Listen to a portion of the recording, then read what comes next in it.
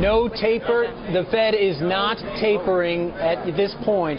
Let me walk you through this statement here. The Fed maintaining its purchases of mortgage-backed securities, $40 billion a month, $45 billion in treasuries. One big reason, they're worried about tightening financial conditions, and they're worried about fiscal policy as well. Let me walk you through perhaps the key line in here. Taking into the account of federal fiscal retrenchment, the committee sees the improvement in economic activity and labor market conditions since it began its asset purchase program a year ago is consistent with growing underlying strength in the broader economy.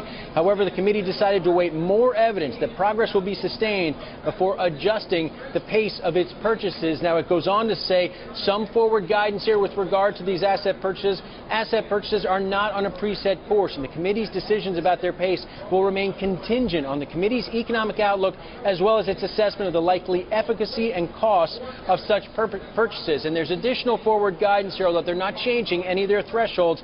In determining how long to maintain a highly accommodative stance of monetary policy, the committee will also consider other information, including additional measures of labor market conditions, indicators of inflation pressures and inflation expectations, and readings on financial developments. When the committee decides to begin to remove policy accommodation, it will take a balanced approach consistent with its longer-run goals of maximum employment and inflation of 2%. And just getting back to the economy, they say economic activity has been expanding at a moderate pace. Goes on to say the committee sees the downside risks to the outlook for the economy and the labor market as having diminished on net since last fall, but the tightening of financial conditions observed in recent months, if sustained, could slow the pace of improvement in the economy and labor market.